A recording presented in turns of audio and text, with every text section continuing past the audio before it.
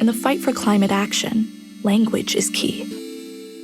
How we define the effects of climate change and how we speak about those on the front lines determines how we perceive the climate crisis and what we can do about it.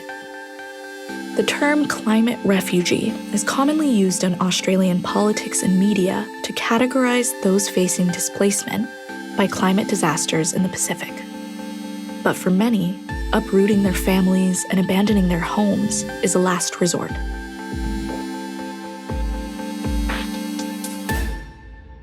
So what does climate refugee even mean?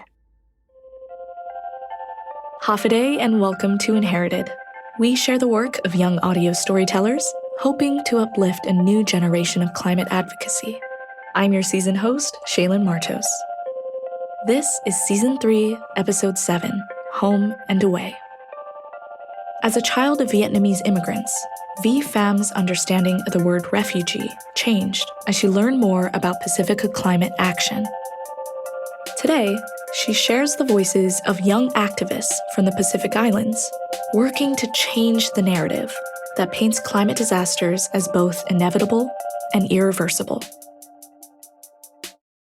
Here's Vi Pham with Home and Away. Nước. The Vietnamese language uses this same word, nước, to refer to both water and country. Tiếng nước tôi từ khi mới ra đời. Other languages often think of country to mean the earth upon which a nation rests, like how in English, land and country are often used interchangeably. But for the Vietnamese, water and country is the most natural association in the world. For generations, we've been fed by flooded rice fields. Our land is nurtured by river deltas, and the monsoon rains keep us healthy and strong. Water is our food, our livelihood, our home.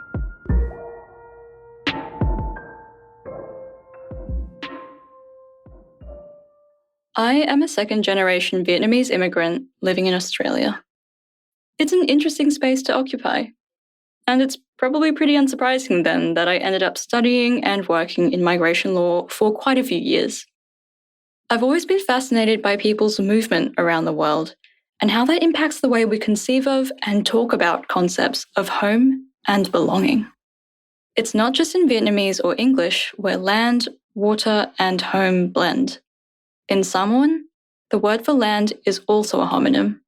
For a lot of our Pasifika countries, a lot of our language will tell you the answers of how we're connected to our lands. The Samoan word for land is also the same word that's used for placenta. The land is like a living thing. It's what gives birth to our people, to everything that we eat, everything that we see. And it's just so connected and ingrained into culture. This is Mary Massalina Harm, a Pacific climate warrior. The Pacific Climate Warriors are a climate movement led by young activists from the Pacific Islands. Just like me, Mary is far from her ancestral land. We both live in the Australian city of Brisbane, or to use its First Nations name, Meanjin. So I was born in Canada, but raised on Turrbal country, so north of the Brisbane River. My mum is from Samoa and my dad is Chinese, but born and raised in Fiji.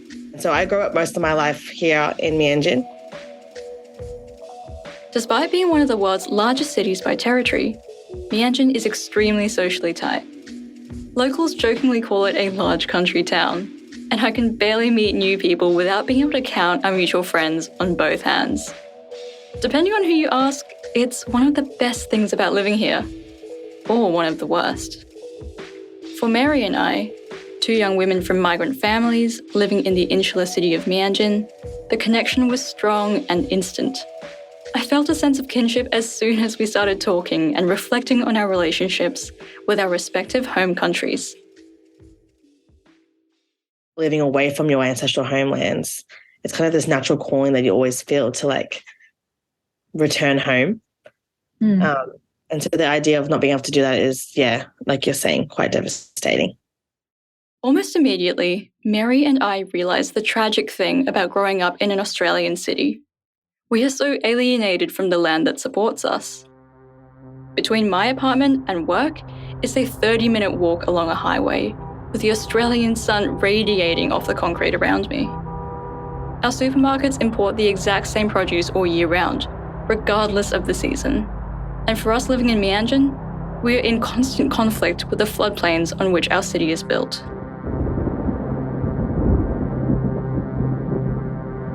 In our short lives, both Mary and I have experienced 3 supposedly once-in-a-lifetime floods. I remember my first one, age 11, on holiday, watching footage of the Brisbane River swelling into my street on TV. Standing in my house after the fact, the windows having been smashed in by neighbours hoping to save our valuables while we were away. Just last year, another flood left me couch surfing for a week, as all roads to my house were deep underwater. Australian climate scientists are saying our floods will only get worse. We've then seen extreme rainfall and flash flooding and hailstorms associated with the more moisture and the more thunderstorms that we see associated with the higher climate. It's important to understand that these are projected impacts, but unfortunately there are also the impacts we've experienced across Australia in the most recent decade. These are the changes that we're seeing already.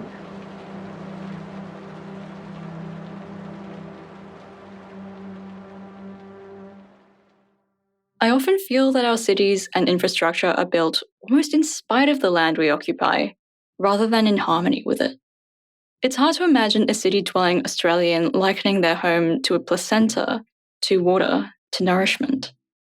It just doesn't feel like our day-to-day language connects to the land and culture of Meanjin.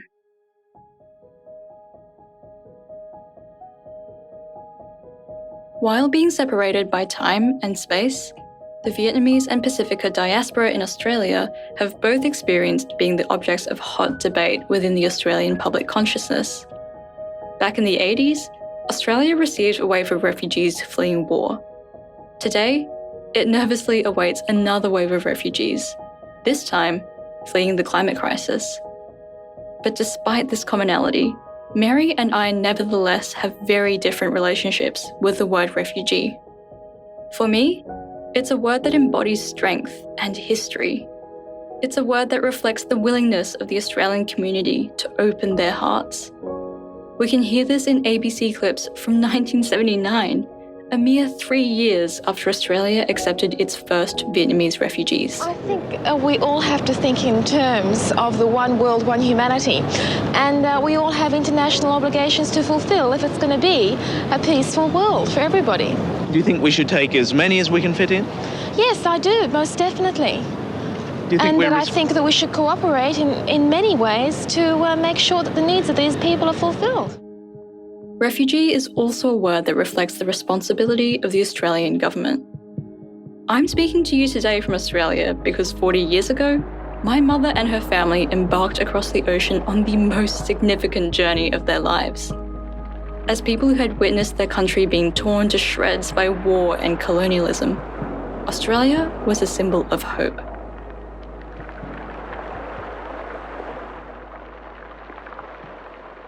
While my family was sailing the seas and being processed in the refugee camps, Australia was undergoing its own journey of self-discovery. Government policy may have been welcoming, but society took a while to recalibrate. For a country still weaning off the White Australia policy only a few decades earlier, the wave of Southeast Asian immigrants, almost 100,000 strong, was paradigm shifting. At the time, the media hotly debated their arrival. Do you think it would cause racial hostility in this country, though? In this country, certainly. But the sooner we get that out of our systems, the better. We'll wake up to where we are and what we're doing. My mother landed in Sydney, where she spent her teenage years. Then she moved to Meanjin and became a doctor. Then she bought a house, and many years later, I would come into the story. Having studied and worked in migration law for nearly 2 years now, I'm still only scratching the surface when it comes to reflecting on my own family's journey to this land.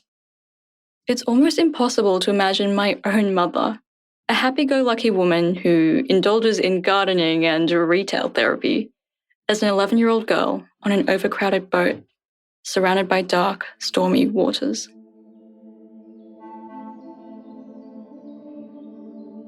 Within these conversations about the asylum seekers, one theme that kept coming up again and again is this idea of governmental responsibility and obligation. Do you not think we have some responsibility to these people? Many of these people quite possibly will die or will starve as a result of not being able to find a place to go to. Right. Doesn't that fact at least temper your thinking? Jumping forward some 40 years, journalists are asking the same questions about Pacific Islanders today. Australia likes to talk about the Pacific as family. That's the kind of language we hear.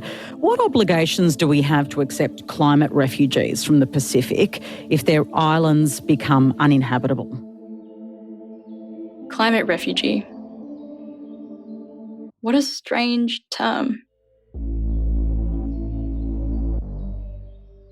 For many of us in the global north, the phrase climate refugee evokes post-apocalyptic images of tsunamis destroying cities, of buildings slipping into the sea, of people wading through knee-high waters in the streets. And there is an uncomfortable truth behind this. While Mianjin residents can wring out their clothes and persist for a couple years between floods, some Pacific islands are in danger of being submerged for good. This is an emerging reality, particularly for low-lying coral atoll nations like Tuvalu and Kiribati. However, it's still only a small snippet of what's going on. Families at home always say things like, oh, the sand's moved, or we can't have that crop now because it doesn't grow as fast, or it doesn't grow at the time when it's meant to grow. Or when, there's cultural attire, for example, certain things that we would normally use, like flowers and whatnot, aren't blooming when they're meant to bloom. As Mary describes it, the climate crisis isn't just buildings collapsing under huge tidal waves. It's a slow erosion of the life and culture that Pasifika communities have enjoyed for thousands of years. And so there's significant changes in just our natural environment. And we wouldn't say like, oh, climate change is happening, but we're saying there's changes. And our families on the ground can feel that and see that.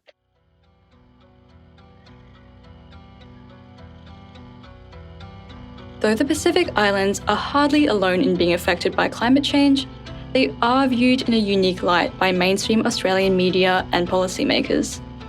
Being on the front lines of climate change, as well as within Australia's sphere of geopolitical influence, means that Australia and the Pacific Island nations have had a long-standing relationship. Some Pacific Island nations, like Nauru, are former Australian colonies. The current Australian government, led by Prime Minister Anthony Albanese, employs the phrase Pacific family to refer to our corner of the world. Australia unequivocally supports the Pacific Island Forum. It's the body that is so important to bring together the Pacific family. And so, within climate discourse, this idea of Australia's responsibility keeps coming up. But responsibility to what, exactly? To open our borders to people fleeing sinking islands? Or responsibility to do something else? Something more proactive in preventing the climate crisis that's supposed to kickstart all this migration. The more I researched this topic, the muddier the conversation seemed to become. While the phrase climate refugee forms the basis for a lot of Pacific climate policy discussions, it's one that's legally shaky at best. To begin with, the legal framework around refugees is very specific. It only applies to people fleeing war or persecution based on political or social characteristics, say religion or ethnicity. For the Vietnamese immigrants of the 80s, like my family, the label applies easily. But Pacific Islanders seeking higher ground? Not so much.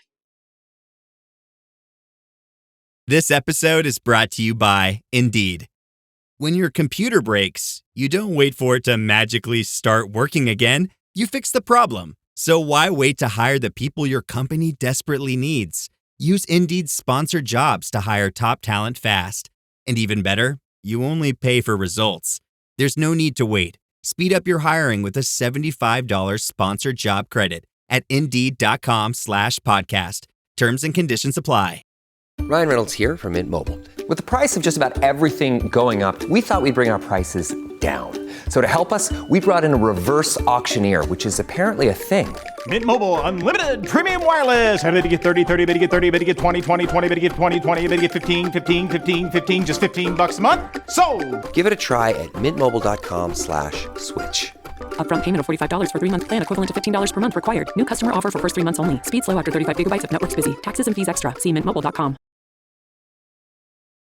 In October 2017, New Zealand's climate change minister announced that they were considering bringing in an experimental climate change humanitarian visa, targeting Pacific Islanders whose homes were being made uninhabitable by climate events. What we proposed is to set up a new humanitarian visa category because people who are displaced by climate change and rising seas are not recognised by the United Nations Refugee Agency as refugees, so we can't bring them in under the regular refugee program, resettlement program. However, after consulting with their Pacific neighbours, the New Zealand government dropped this climate visa program just 6 months later, for the simple reason that Pacific Islanders did not want it. For many Pasifika peoples, leaving their homeland is an absolute last resort. I don't like the term personally. And I know for a lot of our communities in the Pacific don't resonate with this term at all because it's not an option for us. It's not an option to leave our homes. And as someone living in the diaspora, I know for a fact that it's not an option for my old people at home as well. Hearing this was like a light bulb going off in my head. Once I thought about it, it did seem completely absurd to assume that Pasifika people are scrambling to leave their homes, the lands which have fed and sheltered them for generations. How arrogant to assume that their greatest concern is gaining permission to cross our borders, especially when it's wealthy, developed nations like Australia that contribute the most carbon emissions.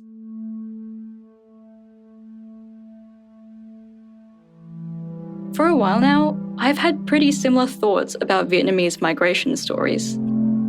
The Vietnam War was many things, not least a violent assertion of American imperial power.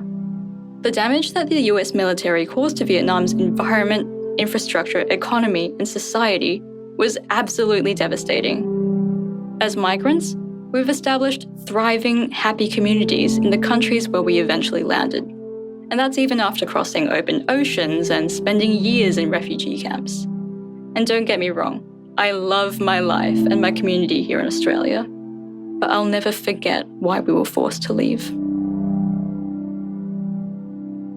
This is why Mary's words resonate with me so clearly now. If we actually listen to Pasifika voices, it becomes abundantly clear that climate refugee discourse misses a key point. That Pasifika communities would prefer not to migrate at all. And it's really disheartening because, again, we're talking about families, we're talking about connection to land, we're talking about ancestry, we're talking about our old people who are buried, next to our homes.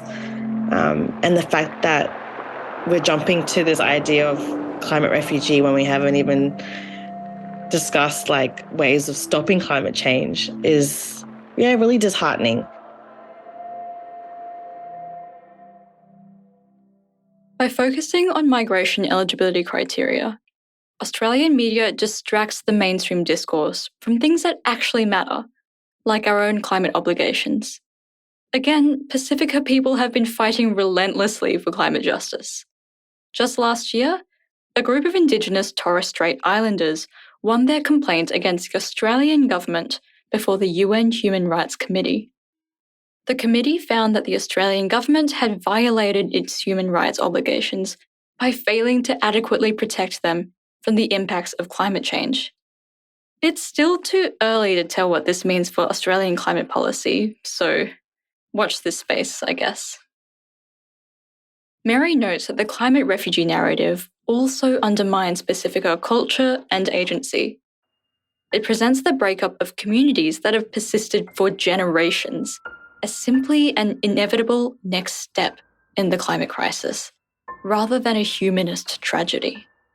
After all, visas are very individualistic tools for relocation. If you want to come to Australia, you can't come as a community. You have to come alone and start from scratch. And who wants that? So you would be the first climate refugees as a nation? Well, I've always rejected the notion of refugees because it's not a nice term, okay? Whether it's the right term or not, I don't know. But what I've been advocating is a policy of migration with dignity. And the reason is because we have the time, we know what's happening, and we should be preparing, and which we are. The voice you just heard belongs to Anote Tong, the former president of Kiribati, a low-lying Pacific Island nation prone to sea level rise. Like Mary, he finds the refugee label ill-fitting. It seems to imply a level of helplessness which ignores the fact we've known about climate change and its effects for decades. Likewise, Pasifika communities are strong and capable of mobilizing. They don't need our sympathy. Instead, they're asking for us to take responsibility for a crisis that's been a long time coming. Climate refugee is thus a phrase that originates from the vernacular of Australian mainstream climate policy space. It's not one that Pasifika people want to describe themselves. In fact, it often has no bearing on the material reality at all. Still, I think, 99.9% of the time when I hear about the climate crisis on mainstream media, I don't see myself. I don't hear the voices of my people. I don't hear their cries. I don't hear their stories. I don't hear their songlines. It definitely does not capture the resilience and the warrior spirit, I would say, of the Pacific at all.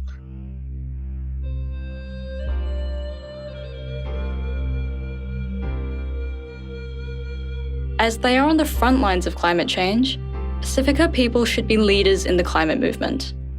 Mary is part of the Pacific Climate Warriors, a movement for climate action run by young Pasifika organisers from all around the world. Their mission statement is to harness the power of Pasifika youth and change the narrative on climate. This is particularly important for Pasifika communities. When their stories make it into mainstream media, they are too often dominated by pessimism and despair. Yeah, it's such a weird term. I mean, in some ways, you would think that a term like that would put some urgency on the issue.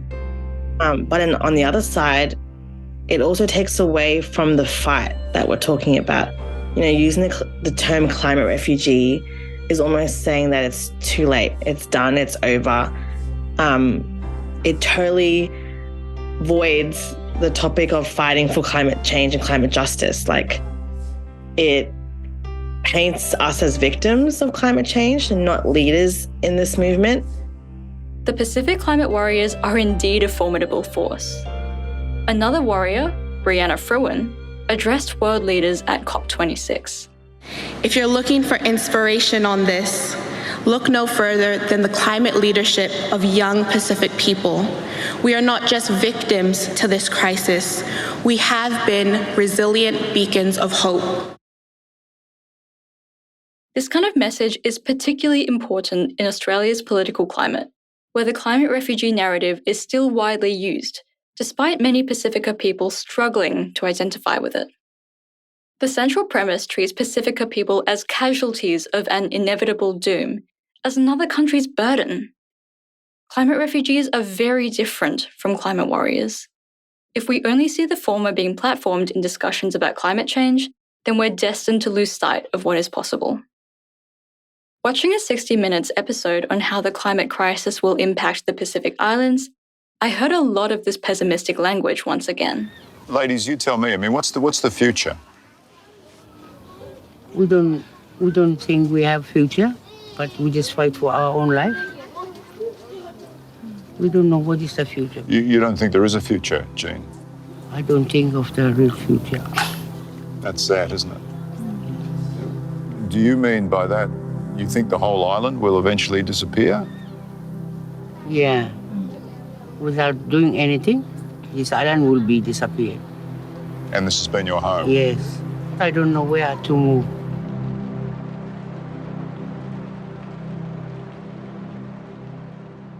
The loss of country on such a scale. There's no doubt it's an existentially horrifying prospect. When Pasifika people speak about their lands and their lives, it's our job to listen. However, Mary cautions against exclusively framing Pasifika stories through the lens of loss and failure. Again, we often hear this victim narrative, those poor people, how can we help them? That, they're sinking, they're drowning. And the Pacific Climate Warriors, we exist to change that narrative. We're not drowning, we are fighting. That's the mantra we rally behind, because we believe that we have the solutions to fight the climate crisis. Once again, we can listen back to the words of another climate leader. Former Kiribati President Tong spoke to an interviewer on the UK's Channel 9 about what Kiribati stands to gain from the Paris Agreement. But if it is a foregone conclusion no matter what happens, what's the point of a deal now? Well, what's the point? Well, we need to survive. We need to live. We have the right to do that. And I think we are owed that by the international community. But you're saying your islands will be overrun regardless of the deal eventually, that you're already feeling the effects that the sea levels are rising. What you're saying is, why are we participating in the whole process? What is to be gained from this process if that's going to happen anyway? This interview felt very jarring to me. I was frustrated by how the interviewer kept interrupting the then president with questions that implied climate action was futile. While I'm sure it wasn't the interviewer's intention, the segment seems to reflect Mary's warning. Treating Pacific Islanders as victims rather than respecting them as leaders means we give ourselves permission to just give up. The media does not paint a great picture. Very doom and gloom, very data heavy, very scientific heavy. And it really lacks the stories and the spirit of our people. Anyone in activist spaces knows that this kind of rhetoric can be deadly to progress. Accepting Australia's fate as the bad guy feels to me like the easy way out. Not only do we betray ourselves, but we betray our communities and our neighbours. The climate movement can't sustain itself on despair and nihilism. It needs to be fueled by love and hope. I think that's what I found so inspiring about the Pacific Climate Warriors. They make me believe in an abundant world. And this is possible when you have that kind of love between community and country. When you build your society in a way that isn't destroyed by floods, but rather is fed by them. When people's connection to land is like a proverbial umbilical cord. It's warm, definitely warm. It's tropical heat. This is Mary again, describing her homeland of Samoa. If you're in the village, you'll always hear the kids, you'll hear the dogs, you'll hear all the livestock, whether you have pigs or chickens or cows. You'll hear the beach, the ocean, and you'll often smell food, food cooking, or fish, because the uncles have just gone out to grab some fish for the villagers.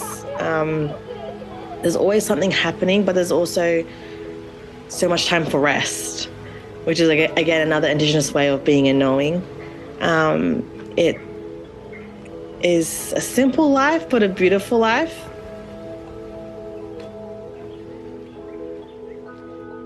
And it's a life worth fighting for. Protecting the land, the thing that waters us, nourishes us, and gives birth to us. It's a noble fight. And so there's something undeniably inspiring about the Pacific Climate Warriors. Listening to the likes of Mary Messalina Harm, Brianna Fruin, and Anote Tong, they make it so easy to believe and to hope. I think that kind of message is crucial in these times. We need to dream of climate prosperity. We need to be brave enough to keep going.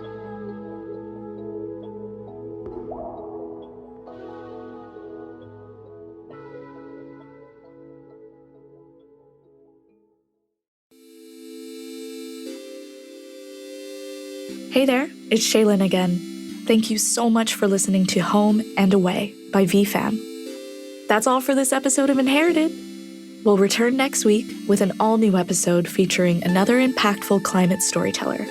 And look out this Friday for a special bonus episode, a BTS interview with Vi on her inspirations for this piece and advice for young climate storytellers. Sainama Asi for joining us for episode 7. Next week is our final story of this season of Inherited, so make sure to tune in next Wednesday, wherever you get your podcasts. Inherited is brought to you by YR Media, a national network of young journalists and artists creating content for this generation. We're distributed by Critical Frequency, a women-run podcast network founded by journalists. The story Home and Away, featured in today's episode, was written, produced, and voiced by Vi Pham, an Inherited Season 3 storyteller. Vi would also like to thank Mary, her parents, and 4ZZZ Community Radio for use of their studio. I'm Shaylin Martos, your Season 3 host and producer. The co-creators and senior producers of Inherited are Georgia Wright and Jules Bradley. Our audio engineer is James Riley, and our audio engineering fellow is Christian Romo. Dominique French and Nige Turner provided production support, and our intern is Esther Omalola. Our executive producer is Amy Westervelt from Critical Frequency. YR's director of podcasting is Sam Chu, and our senior director of podcasting and partnerships is Rebecca Martin. Original music for this episode created by these young musicians at YR Media: Christian Romo, Anders Knudstad, Noah Holt, Jacob Armenta, Chaz Whitley, Michael Diaz, Sean Luciano Galarza, and Jay Mahia Cuenza. Music direction by Oliver Cuya Rodriguez and Maya Drexler. Other music licensed from APM Music. Art for this episode created by YR's Marjorie Massacat. Art direction by Brigado Bautista. Michelle Rivera is our web designer. Project management from Eli Arberton. YR's creative director is Pedro Vega Jr. Special thanks to Maggie Taylor, Jasmine Burton, Siobhan Graham, Danielle Conley, and Kyra Kiles. Please throw us a rating or maybe even a review on the Apple Podcast app. It goes a long way towards getting these stories out there. You can also follow us on Instagram and Twitter at InheritedPod. If you want to learn more about our show and this season's cohort of storytellers, head to our website at yr.media/inherited. Sainam Asi for listening, and see you next Wednesday.